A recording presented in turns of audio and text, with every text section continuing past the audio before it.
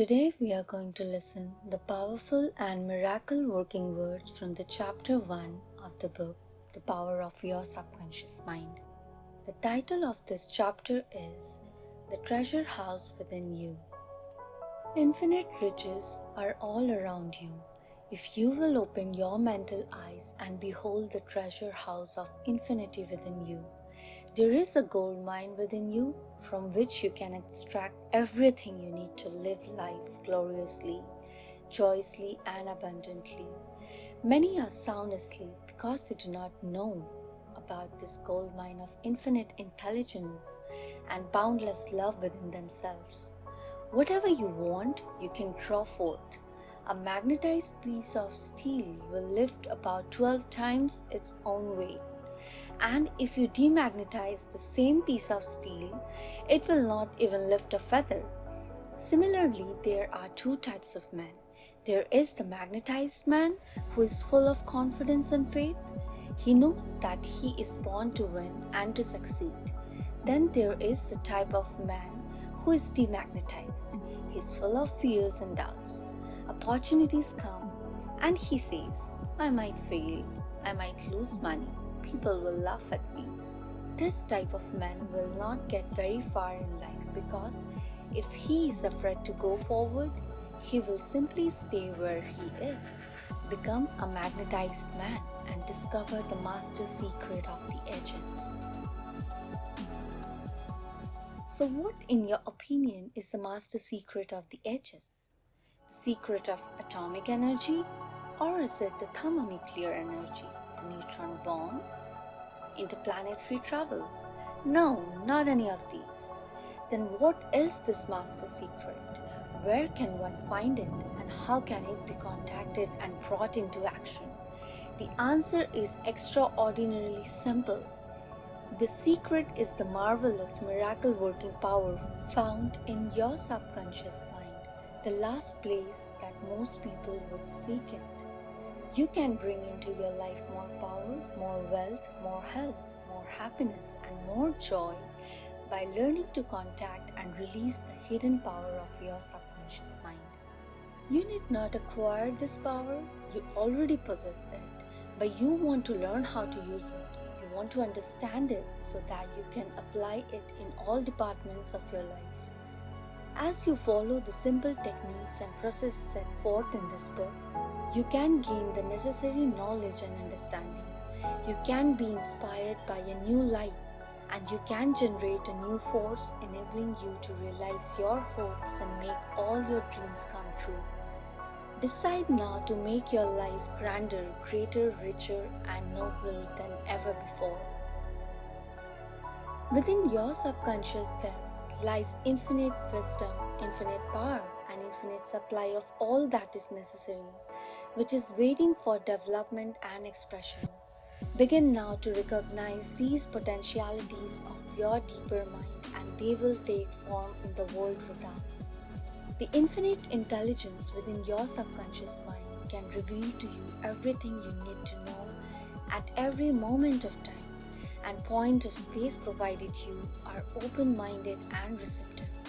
You can receive new thoughts and ideas enabling you to bring forth new inventions, make new discoveries or write books and plays. Moreover, the infinite intelligence in your subconscious can impart to your wonderful kinds of knowledge of an original nature.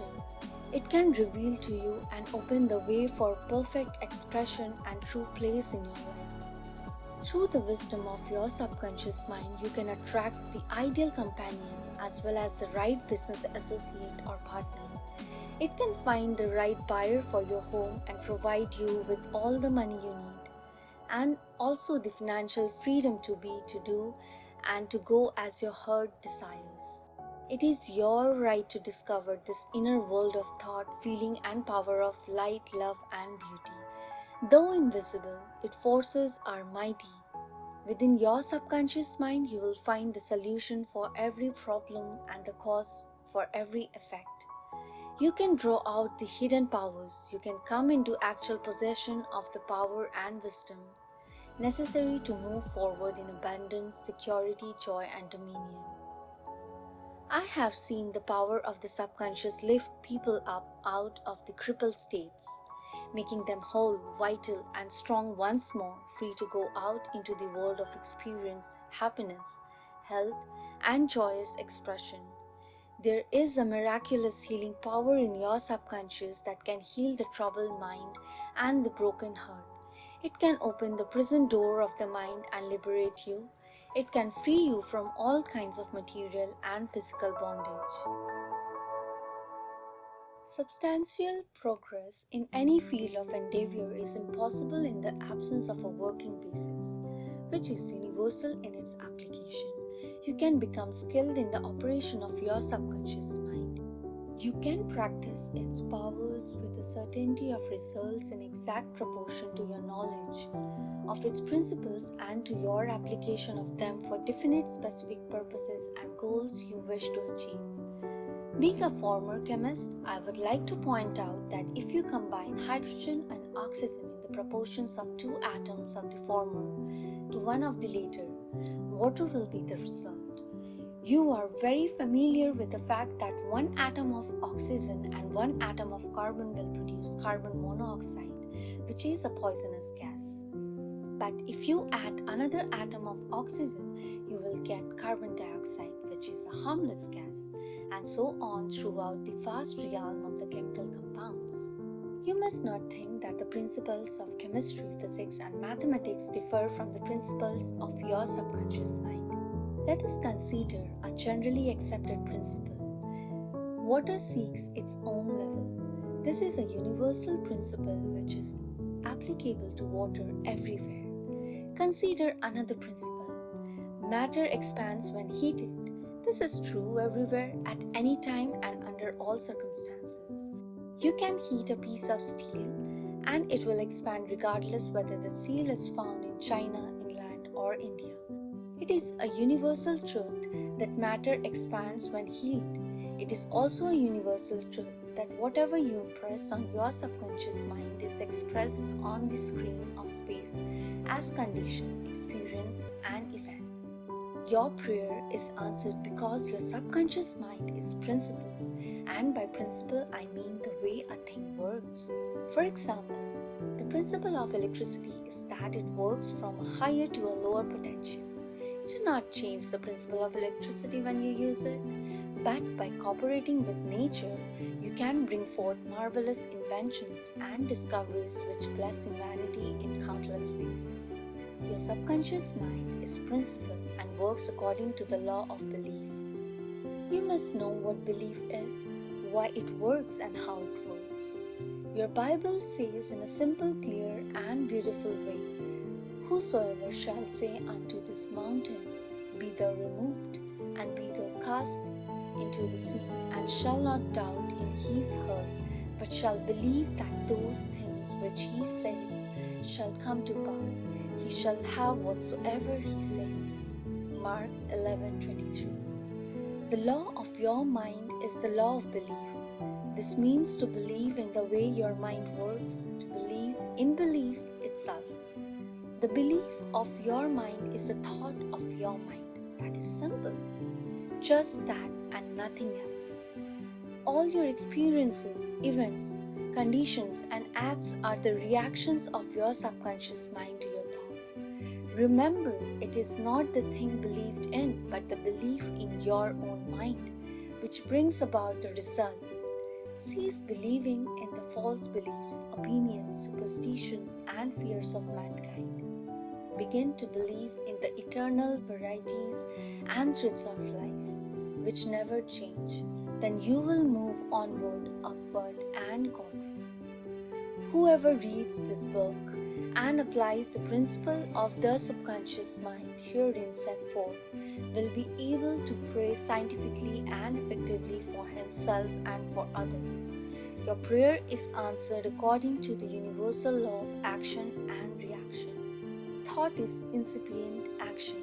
The reaction is the response from your subconscious mind, which corresponds with the nature of your thought. Busy your mind with the concepts of harmony, health, peace, and goodwill, and wonders will happen in your life. You have only one mind.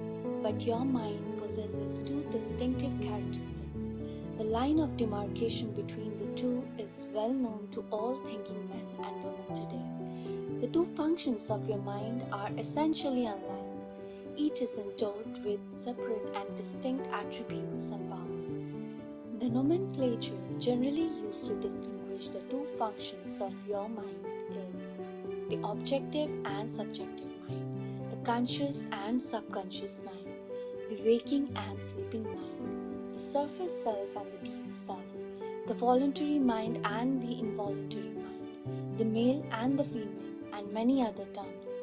You will find the terms conscious and subconscious used to represent the dual nature of your mind throughout this book. An excellent way to get acquainted with the two functions of your mind is to look upon your own mind as a garden. You are a gardener and you are planting seeds which are thoughts in your subconscious mind all day long, based on your habitual thinking. As you sow in your subconscious mind, so shall you reap in your body and environment. Begin now to sow thoughts of peace, happiness, right action, goodwill, and prosperity. Think quietly and with interest on these qualities and accept them fully in your conscious reasoning mind.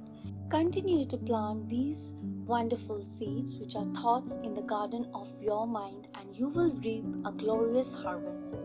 Your subconscious mind may be likened to soil, which will grow all kinds of seeds, good or bad.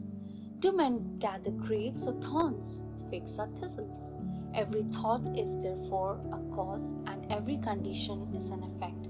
For this reason, it is essential that you take charge of your thoughts so as to bring forth only desirable conditions.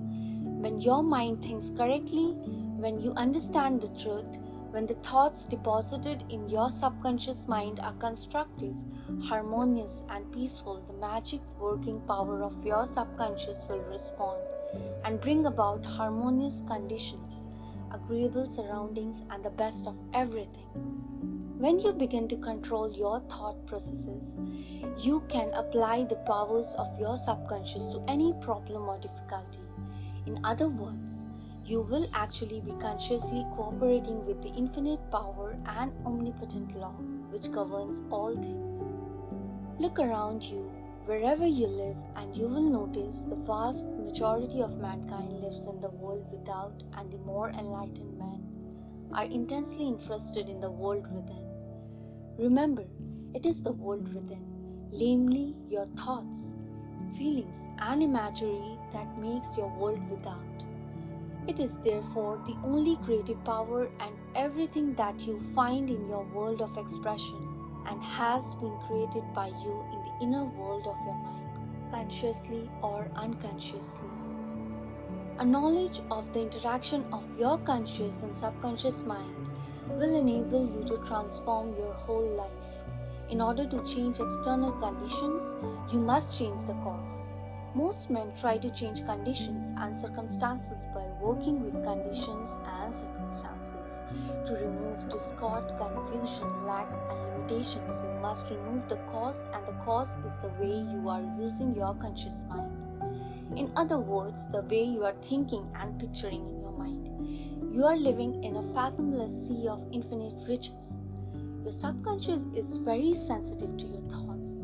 Your thoughts form the mold or matrix through which the infinite intelligence, wisdom, vital forces, and energies of your subconscious flow. The practical application of the laws of your mind, as illustrated in each chapter of this book, will cause you to experience abundance of poverty, wisdom for superstition and ignorance, peace for pain, joy for sadness, light for darkness, harmony for discord, faith and confidence for fear, success for failure, and freedom from the law of averages. Certainly, there can be no more wonderful blessing than these from a mental, emotional, and material standpoint. Most of the great scientists, artists, poets, singers, writers, and inventors have a deep understanding of the workings of the conscious and subconscious mind. One time, Caruso, the great operatic dancer, was struck with stage fright. He said his throat was paralyzed due to spasms caused by intense fear, which constricted the muscles of his throat. Perspiration poured copiously down his face. He was ashamed because in a few minutes he had to go out on the stage. Yet he was shaking with fear and trepidation. He said, "They will laugh at me. I can't sing." Then he shouted in the presence of those behind the stage, "The little me wants to strangle the big me within." He said to the little me, "Get out of here. The big me wants to sing through me." By the big me, he meant the limitless power and wisdom of his subconscious mind. He began to shout, "Get out, get out, the big me is going to sing." His subconscious mind responded, releasing the vital forces within him. When the call came, he walked out on the stage and sang gloriously and majestically, enthralling the audience. It is obvious to you now that Caruso must have understood the two levels of mind, the conscious or rational and the subconscious or irrational level. Your subconscious mind is reactive and responds to the nature of your thoughts. When your conscious mind, the little me, is full of fear, worry and anxiety, the negative emotions engendered in your subconscious mind, that is the big me, are released and flood the conscious mind with a sense of panic, foreboding and despair. When this happens, you can, like Caruso, speak affirmatively and with a deep sense of authority to the irrational emotions generated in your deeper mind, which is as follows: "Be still, be quiet, I am in control. You must obey me. You are subject to my command. You cannot intrude where you do not belong." You can repeat this after me one more time. "Be still, be quiet, I am in control. You must obey me. You are subject to my command. You cannot intrude where you do not belong." It is fascinating and intensely interesting to observe how you can speak authoritatively and with conviction to the irrational movement of your deeper self, bringing silence, harmony, and peace to your mind. The subconscious is subject to the conscious mind, and that is why it is called subconscious or subjective. You will perceive the main difference by the following illustration. The conscious mind is like the navigator or the captain at the bridge of a ship. He directs the ship and signals orders to men in the engine room, who in turn control all the boilers, instruments, gauges, etc. The men in the engine room do not know where they are going. They follow orders. They would go on the rocks if the man in the bridge issued faulty or wrong instructions based on his findings with the compass, sextant, or other instruments. The men in the engine room obey him because he is in charge and issues orders, which are automatically obeyed. Members of the crew do not talk back to the captain. They simply carry out orders. The captain is the master of his ship, and his decrees are carried out. Likewise, your conscious mind is the captain and the master of your ship, which represents your body, environment, and all your affairs. Your subconscious mind takes the orders you give it based upon that your conscious mind believes and accepts as true. When you repeatedly say to people, "I can't afford it," then your subconscious mind takes you at your word and sees to it that you will not be able in the position to purchase what you want. As long as you persist in saying, "I can't afford that car, that trip to Europe, that home, that fur coat, or Armenian wrap," you can rest assured that your subconscious mind will follow your orders and you will go through life experiencing the lack of all these things. Last Christmas Eve, a beautiful young university student looked at an attractive and rather expensive traveling bag in a store window. She was going home to Buffalo, New York for the holidays. She was about to say, "I can't afford that bag," when she recalled something she had heard at one of my lectures, which was, "Never finish a negative statement, reverse it immediately, and wonders will happen in your life." She said, "That bag is mine. It is for sale. I accept it mentally and my subconscious sees to it that I received it. At 8 o'clock Christmas Eve, her fiancé presented her with a bag exactly the same as the one she had looked at and mentally identified herself with at 10 o'clock the same morning. She had filled her mind with the thought of expectancy and released the whole thing to her deeper mind, which has the know-how of accomplishment. This young girl, a student at the University of Southern California, said to me, "I didn't have the money to buy that bag, but now I know where to find money and all the things I need. And that is the treasure house of eternity within me." Another simple illustration is this. When you say, "I do not like mushrooms," and the occasion subsequently comes that you are served mushrooms in sauces or salads, you will get indigestion because your subconscious mind says to you, the boss, which is your subconscious mind, does not like mushrooms. This is an amusing example of the outstanding differences and modes of operation of your conscious and subconscious minds. A woman may say, "I wake up at 3 o'clock if I drink coffee at night." Whenever she drinks coffee at night, her subconscious mind nudges her as if to say, "The boss wants you to stay awake tonight." Your subconscious mind works 24 hours a day and makes provisions for your benefit, pouring all the fruit of your habitual thinking into your lap. Here is another example of how her subconscious responded. A woman wrote to me a few months ago as follows. "I'm 75 years old, a woman with a grown family. I was living alone and on a pension. I heard your lectures on the power of the subconscious mind, wherein you said that ideas could be conveyed to the subconscious mind by repetition, faith, and expectancy. I began to repeat frequently with feeling, 'I'm wanted, I'm happily married to a kind, loving, and spiritual-minded man. I'm secure.' I kept on doing this many times a day for about 2 weeks, and one day at the corner drugstore, I was introduced to a retired pharmacist. I found him to be kind, understanding, and very religious. He was a perfect answer to my prayer. Within a week, he proposed to me, and now we are on our honeymoon in Europe.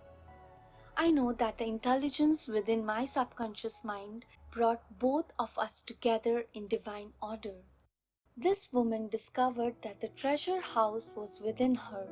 Her prayer was felt as true in her heart, and her affirmation sank down by osmosis into her subconscious mind, which is the creative medium. The moment she succeeded in bringing about a subjective embodiment, her subconscious mind brought about the answer through the law of attraction.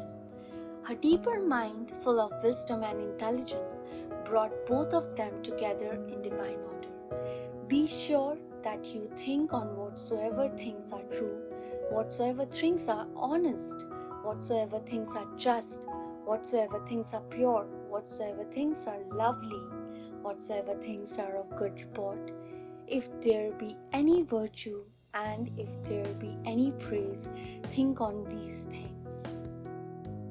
With these words, we end the chapter, The Treasure House Within You. You can replay this audiopod and listen to this one more time so that these words are attentively grasped by your subconscious mind. You can also listen to the brief summary of this chapter in the next audiopod. Keep listening to these audiopods to enhance your knowledge and increase your listening capacity. Have a good day.